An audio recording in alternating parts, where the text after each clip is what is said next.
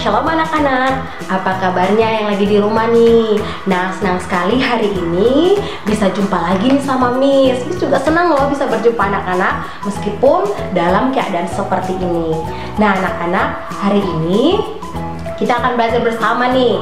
Tetapi seperti biasanya sebelum belajar kita harus terlebih dahulu berdoa. Dan juga kita akan SOP nanti. Oke, kita akan berdoa dulu ya. Semuanya ambil sikap manis, sikap doa yang terbaik. Ingat, meskipun Miss tidak melihatnya, tetapi Tuhan melihatnya.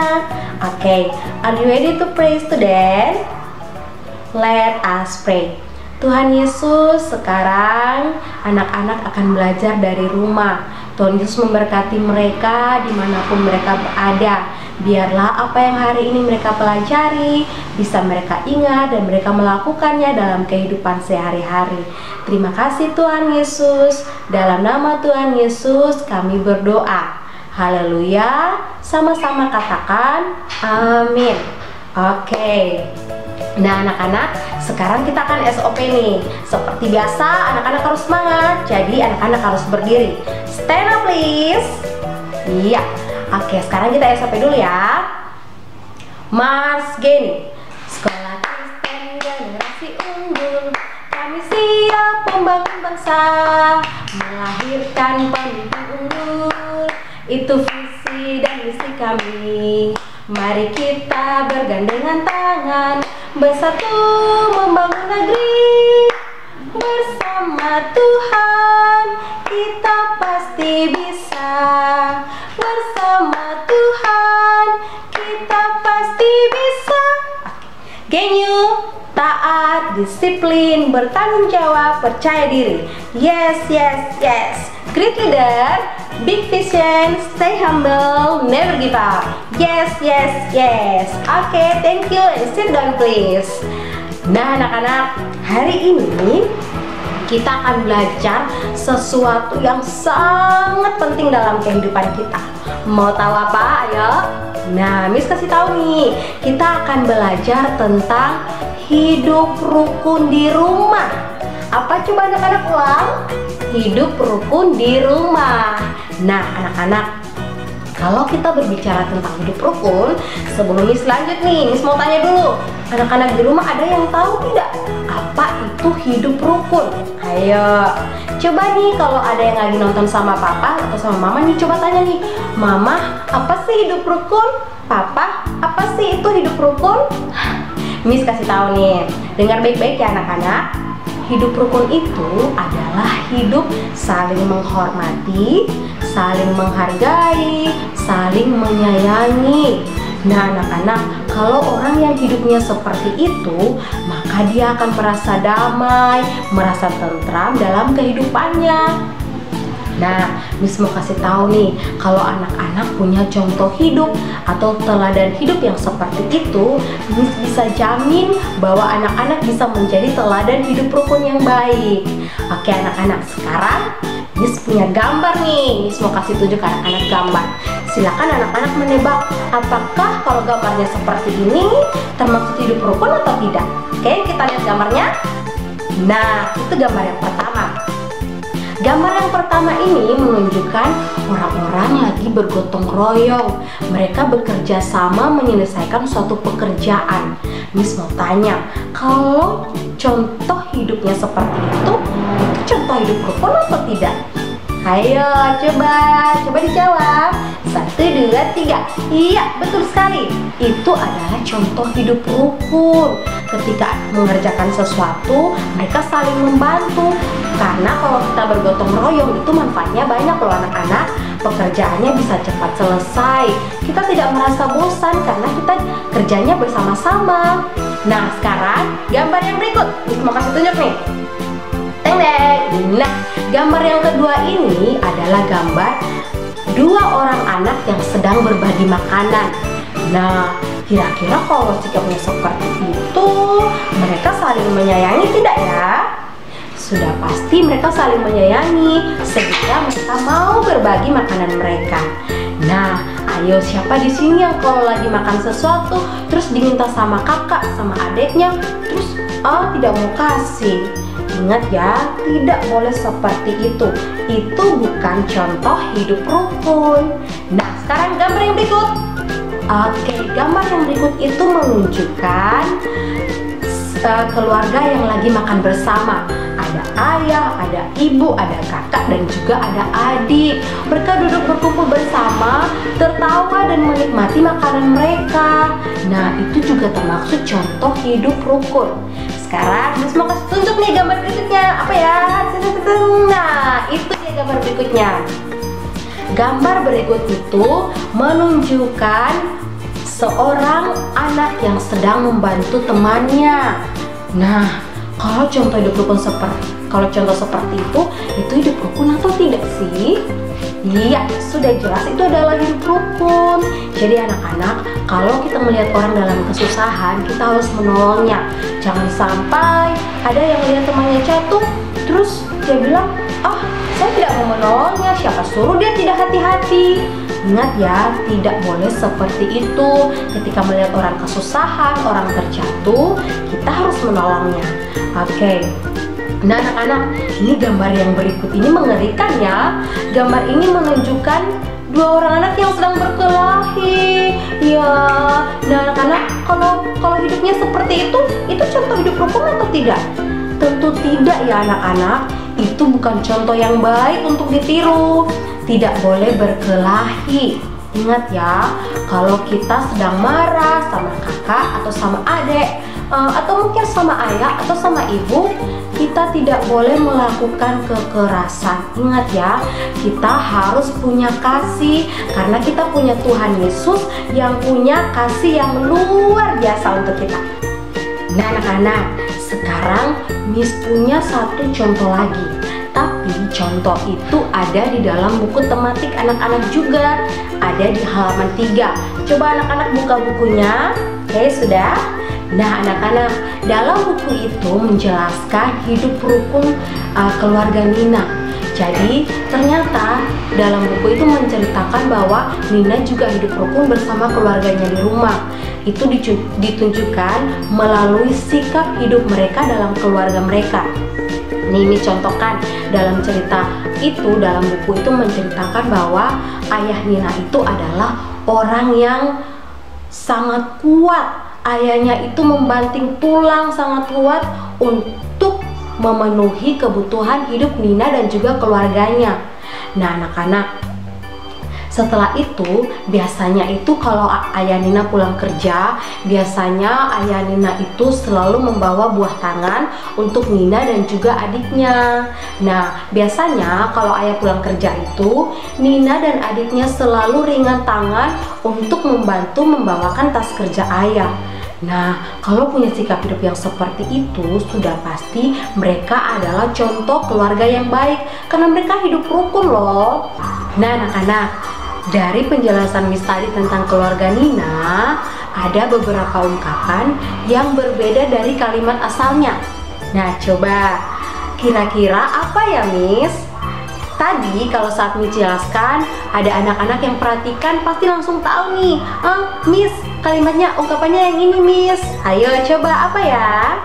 Nah dengarkan penjelasan Miss ya.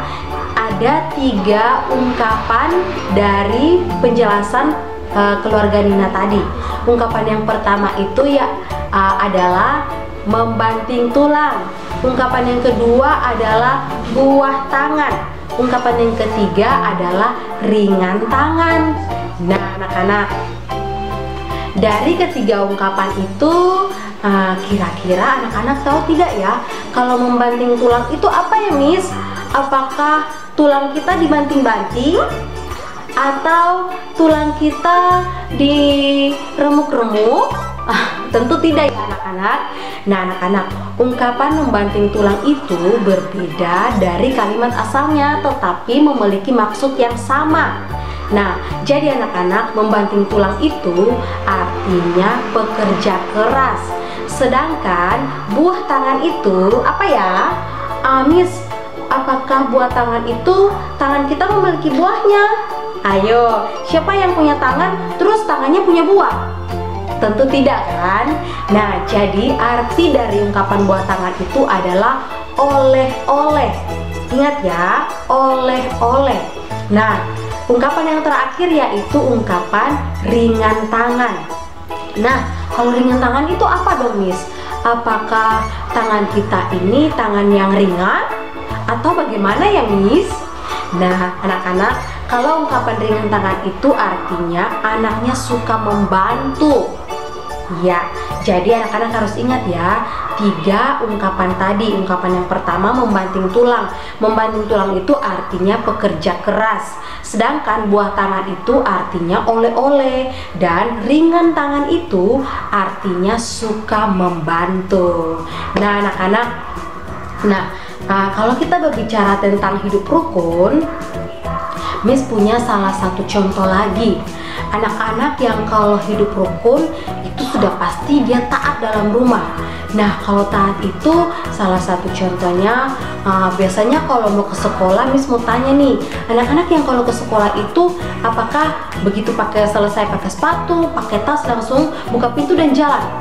Atau ada yang setelah selesai pakai sepatu, selesai pakai tas, langsung menuju ke ayah dan ibu. Ayah, ibu, saya berangkat sekolah. Nah, anak-anak, kalau kita mau berangkat sekolah, kita harus berpamitan. Ingat, kita harus berpamitan. Jangan sampai kita seperti anak-anak yang tidak taat. Itu tidak baik. Jadi anak-anak kalau mau ke sekolah harus pamitan sama orang tua dulu ya. Nah, anak-anak, kalau berbicara tentang berpamitan ke sekolah, Miss punya sebuah lagu dan Miss mau anak-anak bernyanyi bersama Miss. Lagunya ini tentang pergi belajar. Anak-anak semua pasti tahu kan? Nah, sekarang kita berdiri dulu nih. Ayo anak-anak semuanya berdiri. Kita akan nyanyi lagu ini ya. Ingat, lagunya dinyanyikan dengan semangat, oke? Pakai Miss berhitung ya. 1, 2, 3. Oh ibu dan ayah, selamat pagi. Ku pergi sekolah, sampaikan nanti. Selamat belajar nak, penuh semangat. Rajinlah selalu, pasti kau dapat. Hormati gurumu, sayangi teman. Itulah tandanya kau murid budiman. Yeay, oke, thank you semuanya yang sudah bernyanyi bersama Miss. Nah, sekarang anak-anak boleh duduk kembali nih. Oke, nah anak-anak kembali lagi nih. Kalau kita berbicara tentang hidup rukun, saat kita melakukannya, kita ternyata sudah melakukan pengamalan dari 5 dasar Pancasila. Masa sih Miss? Iya anak-anak. Nah, sekarang Miss mau tanya dulu nih. Jangan sampai selama libur panjang ini sudah ada anak yang tidak tahu menghafal 5 dasar Pancasila. Ayo, siapa yang seperti itu? Ingat ya, tidak boleh. Meskipun libur, anak-anak tidak boleh melupakan apa yang sudah dipelajari. Nah, sekarang Miss mau cari tahu dulu nih, kira-kira anak-anak sudah lupa atau belum ya?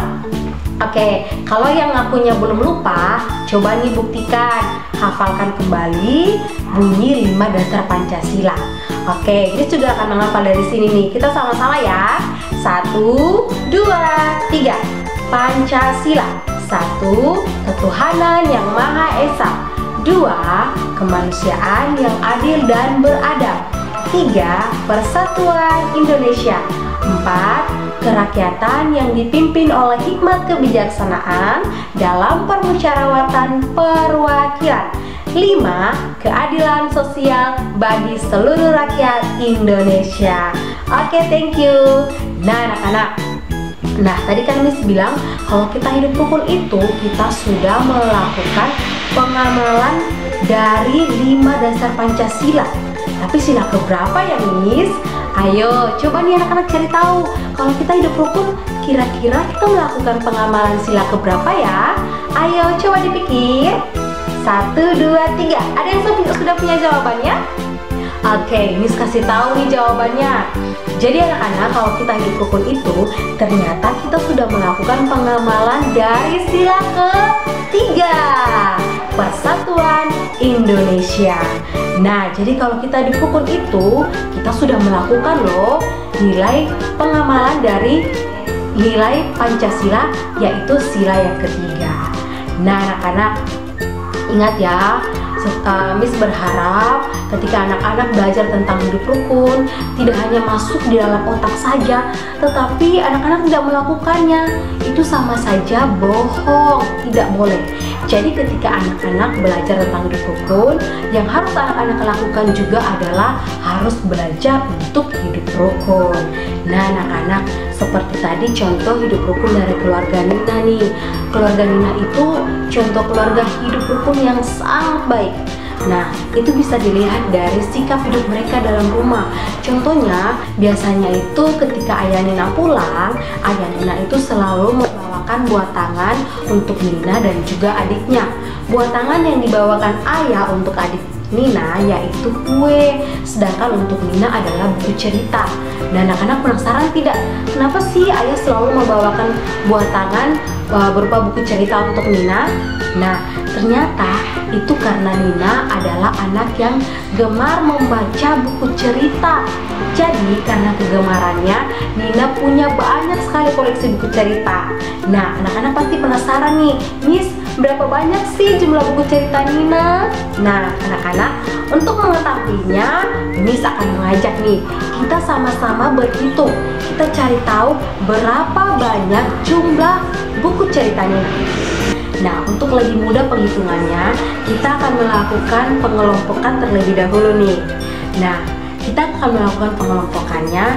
Jadi kita akan melakukannya dengan cara kita menumpuk buku cerita Nina. Jadi satu tumpukan itu berjumlah 10 buah buku. Miss ulangi, satu tumpukan buku berjumlah 10 buah buku. Nah, sekarang anak-anak lihat slide ini nih.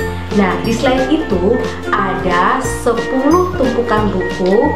Di gambar bagian atasnya, yang paling atas itu ada 10 tumpukan buku. Berarti kalau ada 10 tumpukan buku, maka jumlah semuanya berapa? Ayo. Nah, coba dihitung. Oke, kita akan hitung sama-sama nih. Jadi kita hitung per satu tumpukan terlebih dahulu. Ayo kita hitung ya. Ingat ya, satu tumpukan buku itu ada 10 buah buku. Oke, kita hitung sama-sama. 10, 20, 30, 40, 50, 60, 70, 80, 90, dan 100. Nah, jadi tumpukan buku yang pertama itu berjumlah 100 buku.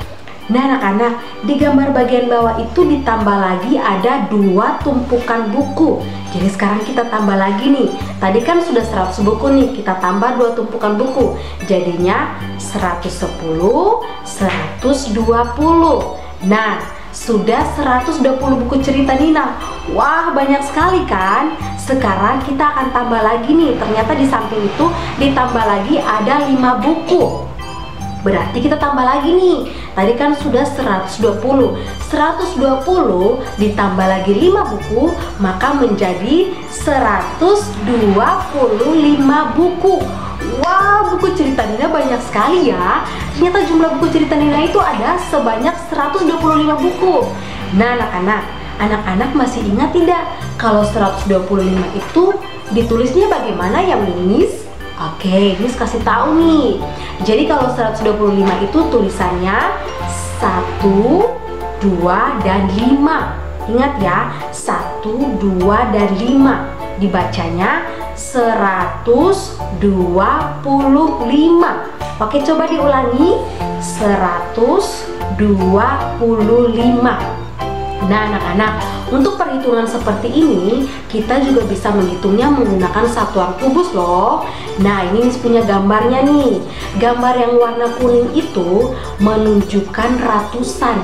Jadi gambar kuning itu menunjukkan 100. Nah kalau 100 itu termaksud dari bilangan ratusan. Sedangkan coba anak-anak lihat gambar kubus yang warna biru. Itu ada 2 kubus tuh di situ. Nah, kalau 2 kubus itu berarti 20. Jadi, kalau 20 itu termaksud dalam bilangan puluhan. Miss ulangi lagi ya. Kalau angka 100 itu termaksud dalam bilangan ratusan, sedangkan angka 20 menunjukkan angka bilangan puluhan. Nah, ditambah lagi dengan 5 nih. Terus kalau angka 5 itu apa, Miss? Nah, angka 5 itu menunjukkan angka satuan. Oke, Miss ulangi lagi ya, anak-anak jangan sampai lupa. Jadi, angka 100 menunjukkan atau menempati bilangan ratusan. Sedangkan angka 20 itu menempati bilangan puluhan dan angka 5 menempati bilangan satuan. Nah, anak-anak sudah tahu kan berapa banyak jumlah buku cerita Nina? Jumlah buku cerita Nina sebanyak berapa, anak-anak? 125. Oke, yeay. Nah, terima kasih anak-anak sudah mengikuti pembelajaran kita hari ini. Nah, sampai di sini dulu pembelajaran kita. Nah, setelah itu Miss akan kirimkan tugasnya. Jadi ingat, anak-anak harus mengerjakan tugasnya dan dikirimkan lagi ke Miss jawabannya. Oke, terima kasih untuk perjumpaan kita hari ini. Karena tadi kita mengawalinya dengan berdoa dan juga kita SOP, sekarang ketika menutupnya kita juga harus berdoa dan SOP. Oke, sekali lagi stand up please. Silahkan berdiri. Kita akan nyanyi lagu Mars Genyu baitnya yang kedua. Ikuti Miss Yanti ya anak-anak. Oke, semuanya sudah berdiri.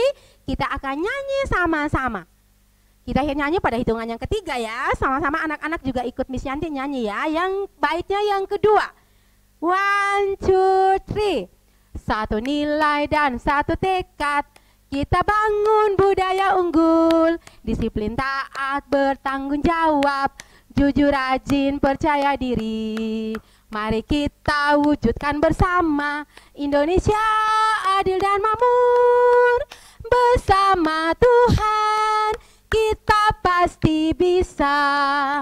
Bersama Tuhan kita pasti bisa. Genyu, taat, disiplin, bertanggung jawab, percaya diri. Yes, yes, yes. Great leader, big vision, stay humble, never give up. Yes, yes, yes. Oke, sekarang kita akan berdoa ya anak-anak. Anak-anak akan bersikap doanya yang baik ya. Oke, kita berdoa. Bapa di surga, terima kasih banyak. Kami bersyukur untuk pelajaran kami hari ini. Meskipun dengan cara seperti ini, kami tetap bersyukur karena Tuhan memberkati kami. Terima kasih Tuhan Yesus. Selanjutnya anak-anak akan mengerjakan tugas. Tuhan Yesus memberkati mereka sehingga mereka mau rajin untuk mengerjakan tugas. Terima kasih banyak Tuhan. Ini doa kami. Dalam nama Tuhan Yesus kami berdoa. Sama-sama katakan amin. Oke, terima kasih anak-anak. Ingat dikerjakan tugasnya ya. Dan tetap semangat. Sampai jumpa.